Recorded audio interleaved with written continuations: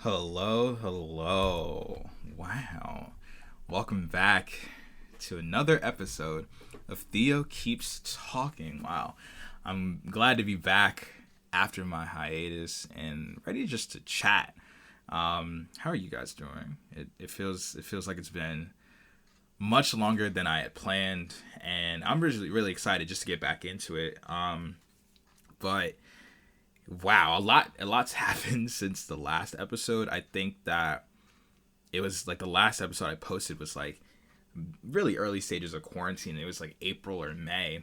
Um, let's talk about what's happened since the last episode. Well, first and foremost, I graduated from college. Yeah. What a journey that was. 5 years at a top 40 most expensive school in the country to take my final term and graduate online. But I'm really thankful for everything that took place and everyone that I had met along the way. I really got to put it into perspective over the past few months, and I'll definitely talk about more of that uh, later. And there were also several notable civil rights events that took place since our last episode that I will certainly be covering in a separate episode or even episodes down the line, no doubt about it. Sports are back. Around when the last episode went live, I believe we were in the early stages of the last dance documentary about the Chicago Bulls and Michael Jordan coming out on ESPN. Wow, that was a lot of fun.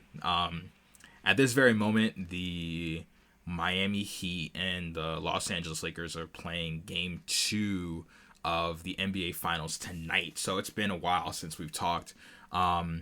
The NFL is in full swing. The only thing, there's been a little hiccup, so to speak. The NBA did a really good job of like quarantining and masks and everything. The Tennessee Titans had a few members of their organization have the contract the coronavirus. It was like personnel and players. So like their game had just been rescheduled. I haven't seen when yet, but they had an upcoming game that got pushed back and completely rescheduled and everything. On top of that, earlier this week was the I don't know if you could call it a presidential debate.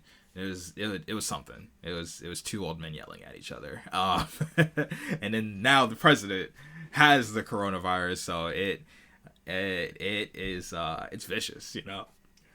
Um, it's back to football, like American football.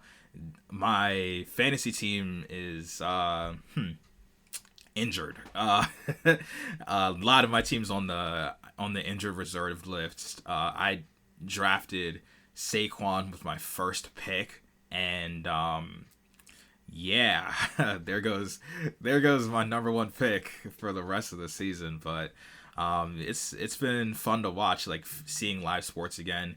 It's been a lot of fun.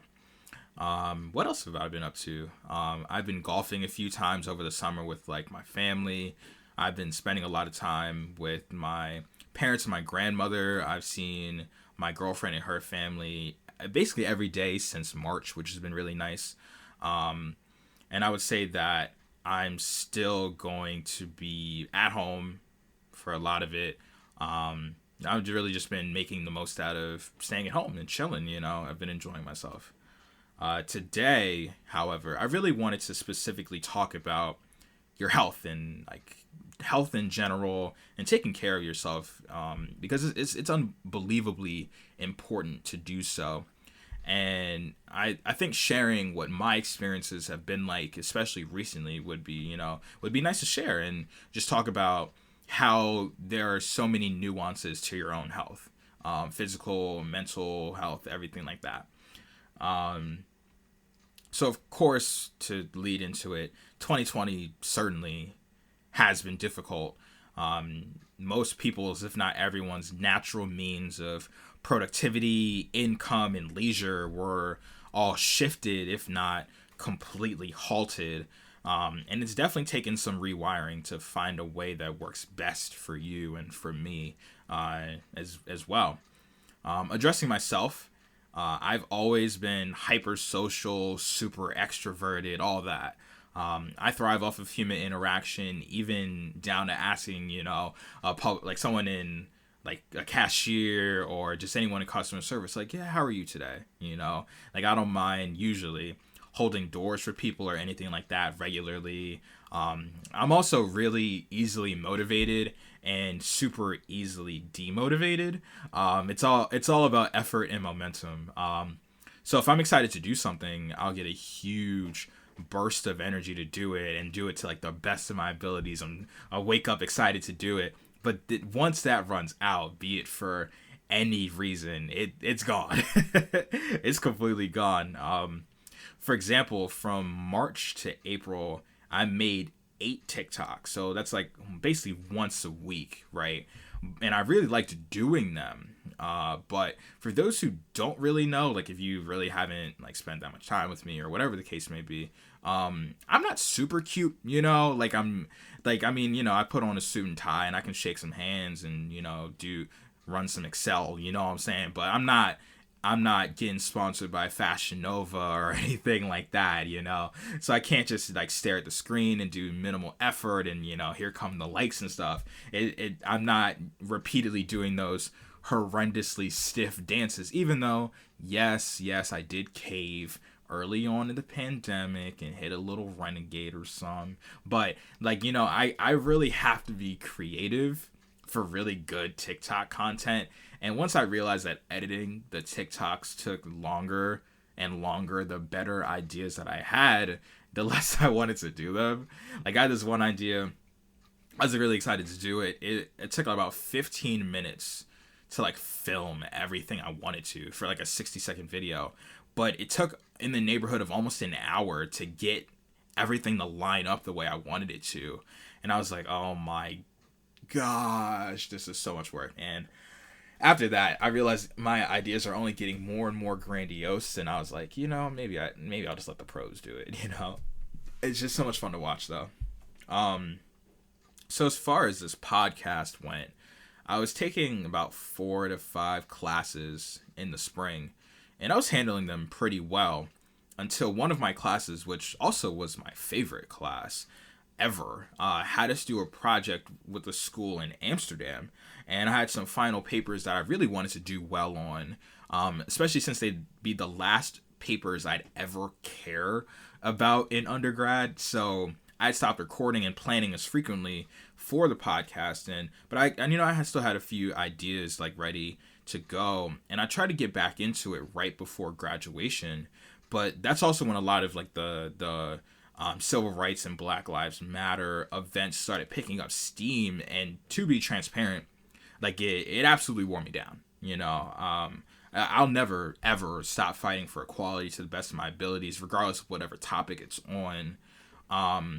But it between like constantly seeing what was going on and reading and staying educated, and also like sharing how I felt about it on various social media platforms or to my family or to my friends, it was getting like pretty emotionally draining just going through it. But of course, like I said, I'll never stop fighting for it, In addition to that, it was also getting warmer outside, but being more or less stuck inside your house.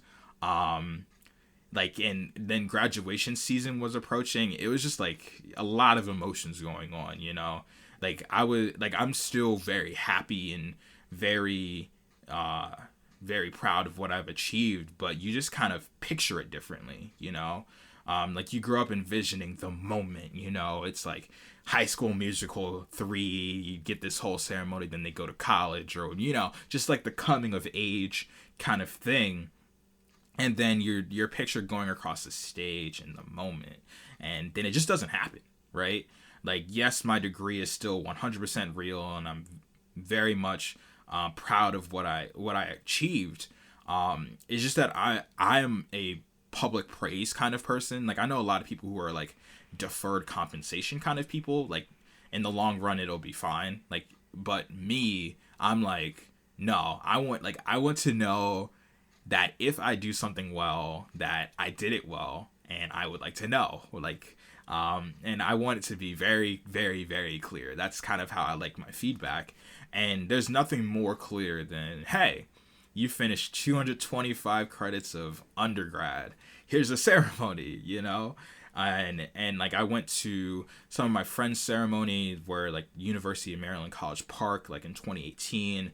Then my almost my entire high school graduating class graduated before me because I was in a 5-year program and they were in a 4-year program. So some of my closest friends were done before me. So I was just like, yeah, it's your time, bro. It's your time. It's coming. And then it just doesn't come. Like we're 3 months away back in March, and then like, yeah, you got to go home. And then it just, you know, it got kept getting pushed back, and then it just, you know, it just didn't happen, you know. So it was a lot to handle at the time, but like my family and I had like a great little at-home ceremony. You know, we watched like they did a presentation on like YouTube, like they published a video and you could watch it sequentially, and you know, and it was really nice. Though, like what they did come up with was really nice, and didn't have to fight traffic. I was already at home, so you know, there's a lot of pros and cons to it, you know.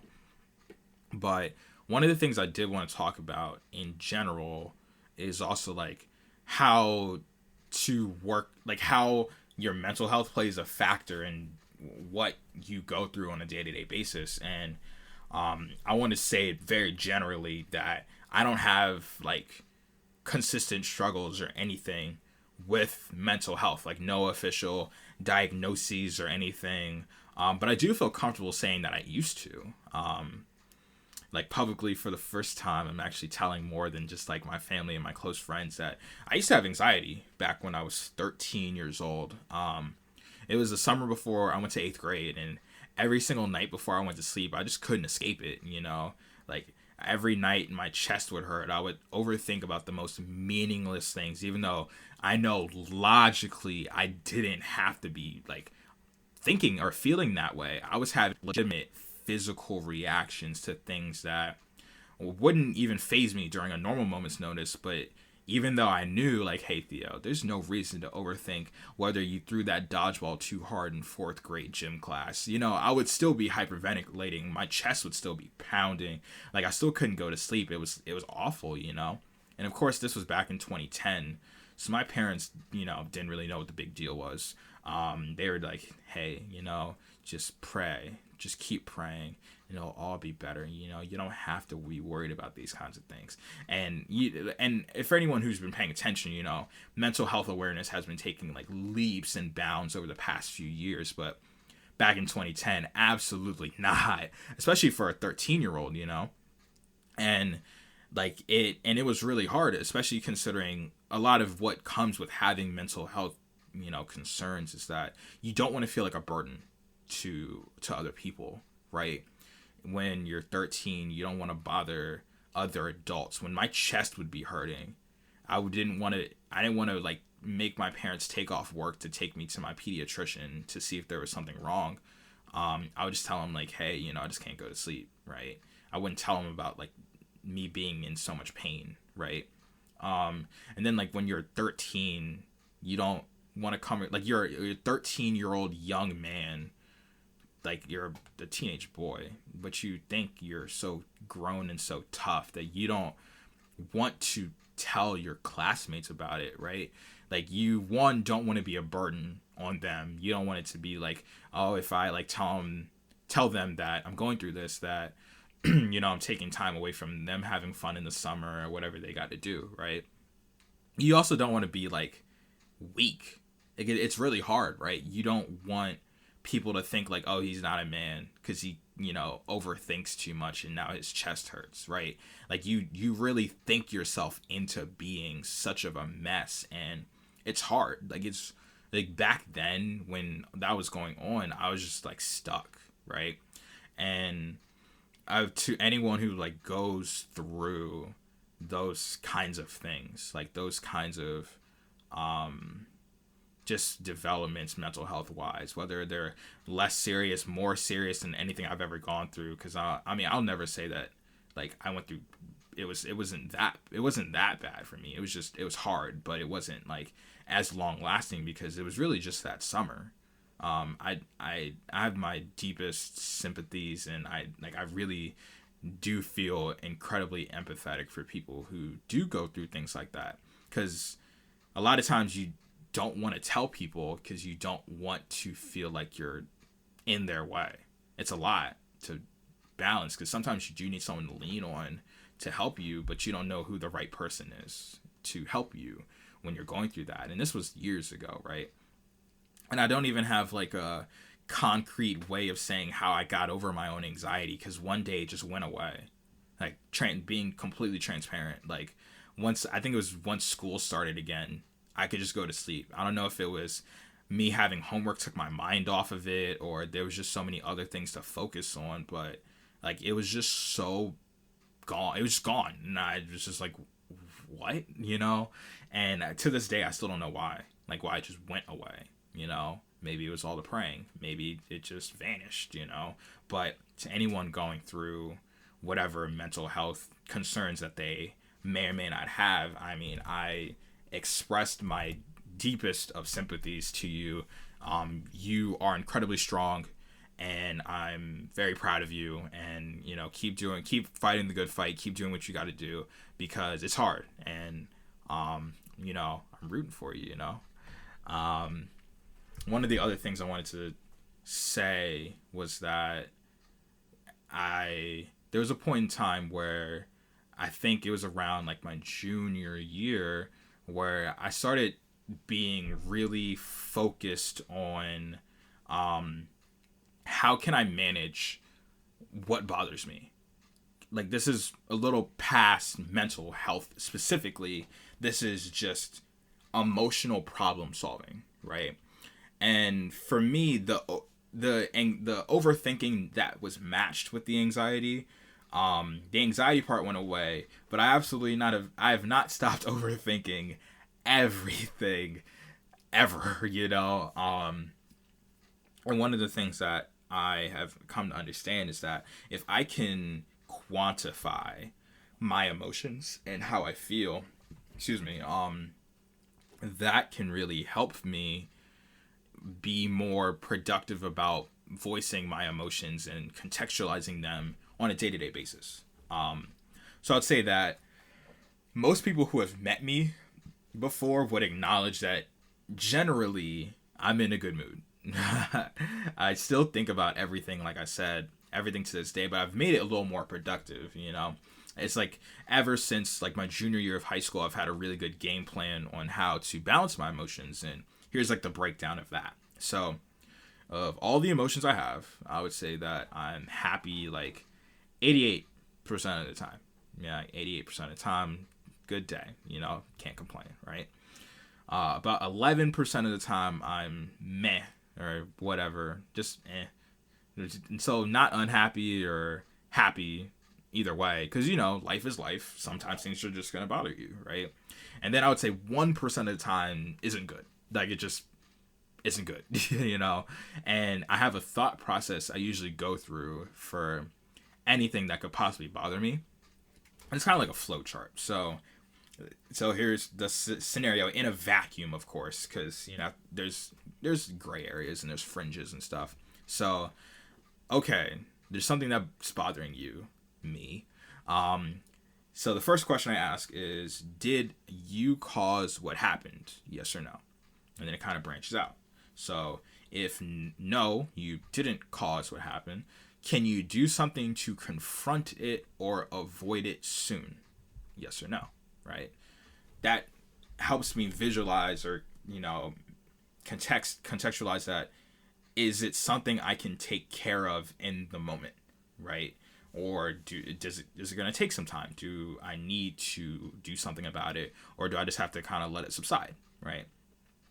Then if I did cause what happened, the follow-up is, does it affect anyone other than you? That's a really big question, right? What's the radius of the damage done? Is if it's just me, or is it more than just me? So the question is, yes, it affects someone other than me.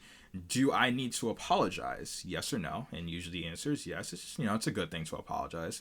But of course, over apologizing doesn't get you much of anything, but like balancing when to know, when to say yes, when to say no, of do I need to apologize, right?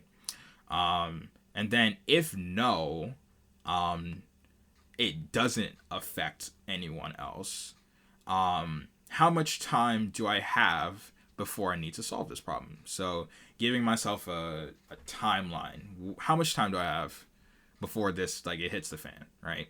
How long will this problem take to solve? So when I finally get to the problem, how long do I think it's going to take me, right? And another question I ask is, do I have the resources at my disposal to solve it immediately, right? So do I have like the right contact information? Do I have like do I need to go drive somewhere? Do I need to go send an email? Do I need to, whatever the case may be, can I do it right now with what I have? And if I don't, where do I go to get it? Do I know someone who has it, right? So that helps like contextualize. I've said that a lot, but anyway, it helps me really bring together all of the many nuances that can happen when something hits the fan. What can I do? How long does it take for me to do it? Do I have the resources to do it? And how many people are involved are generally the questions I need to ask. And if I can answer those questions, usually things go really well. It helps me reduce me getting stressed out if I get stressed out at all, which doesn't really happen that often, because I've addressed what I need to do. I've assessed what I need to do, and of course, there will be outliers that still will bother me, even if I can't answer those questions. But so many normal problems that happen get solved by that process. Like, just like the little day-to-day things. Like, of course, there will be really big things that come sometimes, but the little things, it prevents them from snowballing, so to speak. One of the other things I would like to share is this one experience I had a few years ago with work. And it was a really good learning experience because it really taught me how to protect myself from myself. Like, you have to be aware that sometimes, Theo, you need to take a break. So this was all the year's 2018. So it was the entire calendar year of 2018, right? And to give you to tell you how the story ends, and what the problem was, so to speak, there was not a 4-day stretch in 2018 where I didn't either work or study or go to class. So that's what we're looking at here. There was no 4 days where I didn't do that. 4 days in a row.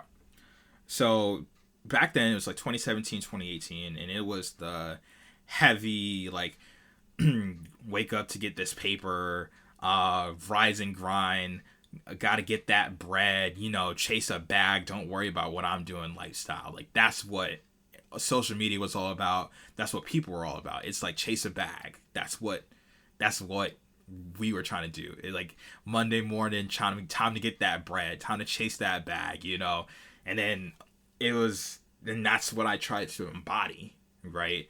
Do I myself have the facilities to chase a bag? And the answer at that time was yeah. Just need a little water, you know what I'm saying? And because that was such the prevailing mindset at the time, I was ready to sell out for it. I was ready to give it 110% to anything that needed me. Like, if I need to study for class, study all day, right? If I need to do something for my student organization, do it all the time, even on weekends, right? If my job needs me to stay extra hours, I'm staying extra hours. Like, it was so long of a time period that I can measure it almost exactly. It was winter 2017. December 2017, Christmas comes, so I had a few days off for Christmas. And then January comes, and I'm in the office, right?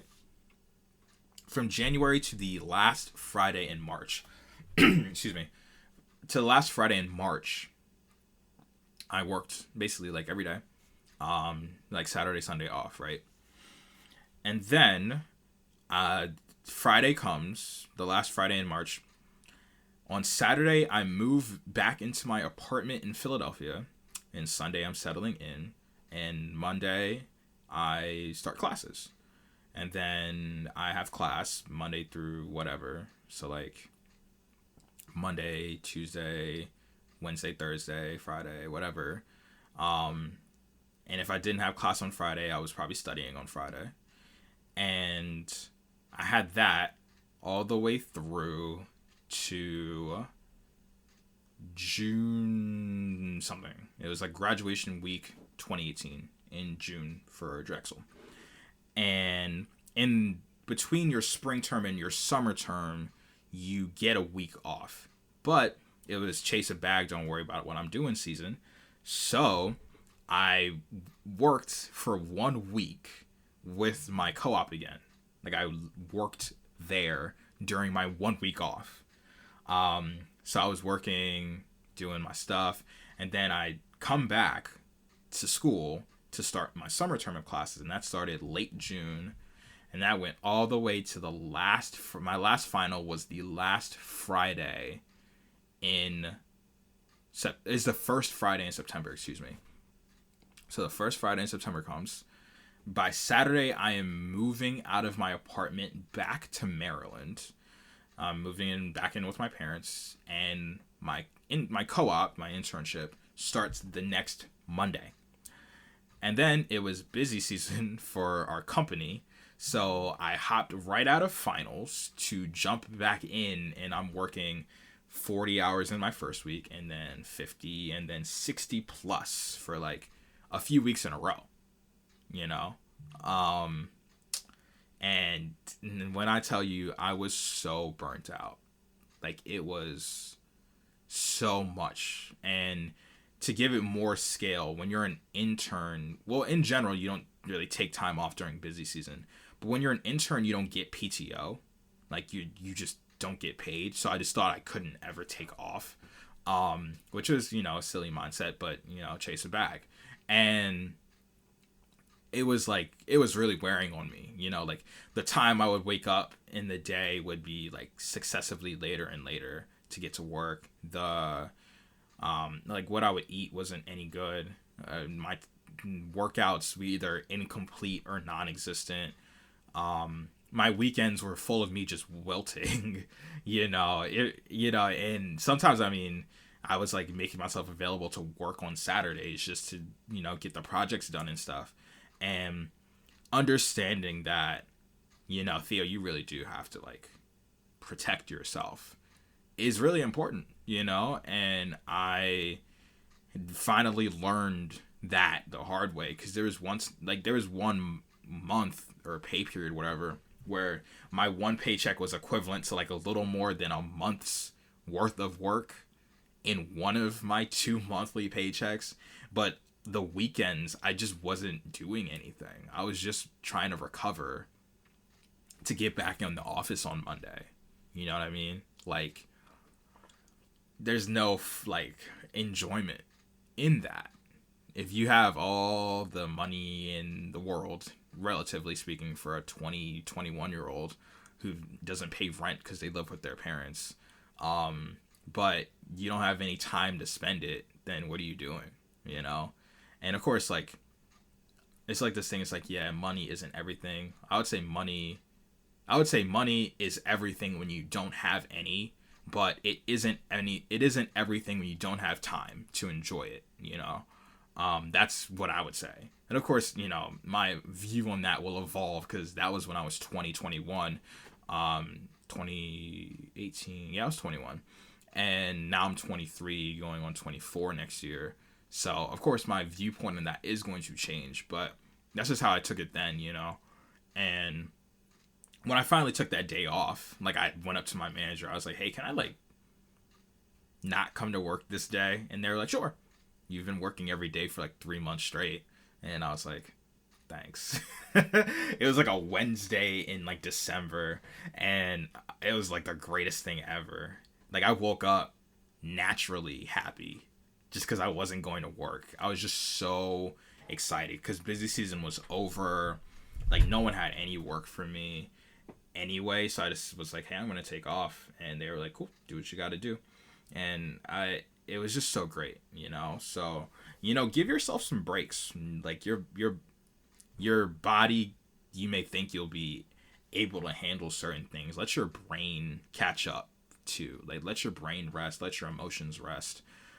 It's really important to do so. And as I learned the very, very, very hard way, but I'm really thankful for that lesson, because, now, like, I'm not too worried about that happening to me again as I start my real life career pretty soon.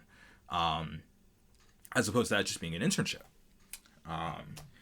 But yeah, wow, that was a fun story. But I'm really glad that I had developed the processes I had to, like, figure out what do I need to do for, like, my mental health and everything like that. Like, one of the best things I've realized is, like, taking a nap is such a huge deal sometimes. Just like a little one.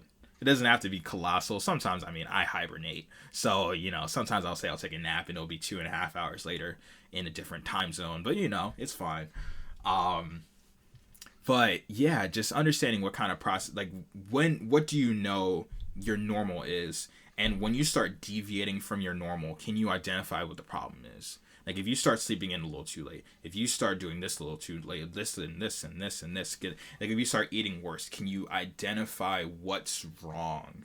And if you can, like, solve that really early, hey, you're on the right track, and being able to formulate what's wrong early on, mental health, physical health, whatever, can save you a lot of grief in the long run too.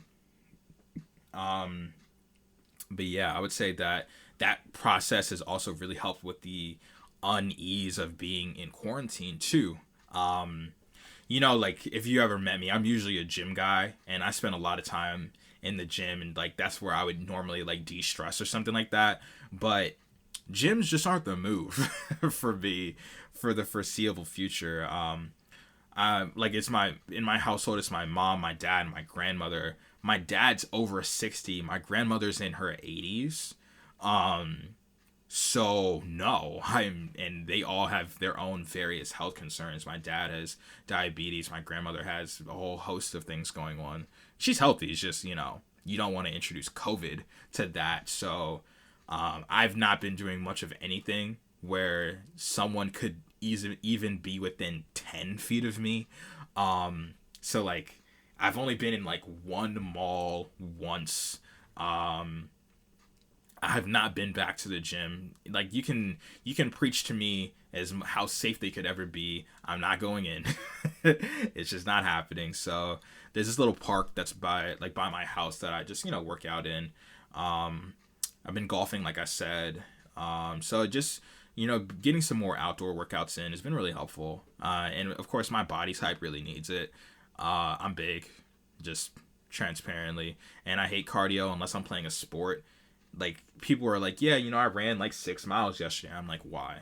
Like, do your knees just not scream at you? Like, I'm 23 with like 36 AARP type knees right now. I'm just like, what? You ran how far yesterday? Like, one of my friends runs like 10 miles a day. I'm like, dog, I haven't ran 10 miles in like a week sometimes. Like, what? It's boring, you know what I mean? But I've been getting back on my grind, trying to get my hashtag cardio Theo up, and I've just been enjoying being at home. Just for some fun things I've been up to, I would say. I've been spending a lot of time, like, with my girlfriend, like I said.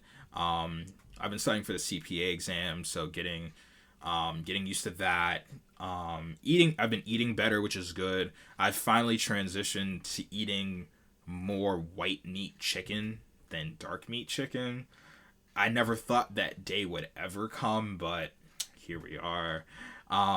Shout out air fryers. Just gonna put that out there. For Christmas, my girlfriend's family gave me an air fryer, and it's a lifesaver. It's so good. I've been getting more consistent sleep. When the pandemic started, but I wasn't in class yet, it literally did not matter what time I woke up. Because, I wasn't doing anything. The gym would be closed. Like, gyms were closed, and I didn't have class for like 3 weeks between like March 16th and like April 2nd or whatever. So like what time I woke up literally didn't matter at all. And so it's been much better having a consistent routine. With my girlfriend, we've been watching a bunch of anime. So at this point last year, we had started Hunter x Hunter already, and then we finished it earlier this year. We watched and finished all of My Hero Academia. We finished all of what's available of Demon Slayer, and right now we're going through Naruto, which has been fun. Another fun fact, Amazon Prime Video has a subscription where for $3 a month you get access to all the Pokemon episodes out there. So we've been watching all of Hoenn, which is the third region, which has been 156 episodes up to this point, and we have like 30 something left. So that's been a lot of fun. I haven't watched much on my own. I would say like I've been on Twitch a lot because I've been getting into esports more and more, because esports were on, like competitive video gaming was on when regular sports were off. So I've been really into that, and I'll make a whole episode about like esports eventually. I've been watching like the NBA playoffs, of course. I'm a huge basketball like nerd. I legitimately will watch YouTube videos about like how to calculate certain stats for basketball. Like I'm just a nerd, but I love it, you know. NFL season's back in swing, like I said. On Netflix I watched F1 Drive to Survive, which was really good. It's all about like Formula 1 racing and all about like the European I'm super rich lifestyle, which, you know, seems really cool. It gets me like I definitely want to travel again soon. And then I've been watching The Boys on Amazon Prime, which it's something. Like if you're into like dystopia but you're also into superheroes, it's like the perfect show. What else? Music. Ever since September 4th, I've been listening to September 5th by Division like more than once a day. Like it's been non-stop, and I'm addicted. And I mean I liked the album when I heard it, you know, years ago, but I mean I've been listening to it legitimately non-stop since then. Division also released the album in April. I really liked that. What else happened? What else have I been listening to? The Pop Smoke album, of course. Black/Six Lack dropped a EP, which was good. I listened to Ungodly Hour, which was good. That Kehlani album is really good. But yeah, you know, just been enjoying myself listening to a few other podcasts that have been going on. But yeah, so as far as the recap episode, that is it for me. Thank you for tuning in. If you have listened all the way to this point, I'm really looking forward to getting back into it, and I thank you for spending some time with me. I hope you have a good day and or weekend whenever you're listening to this, and hope to see you next time. I'll see you guys later.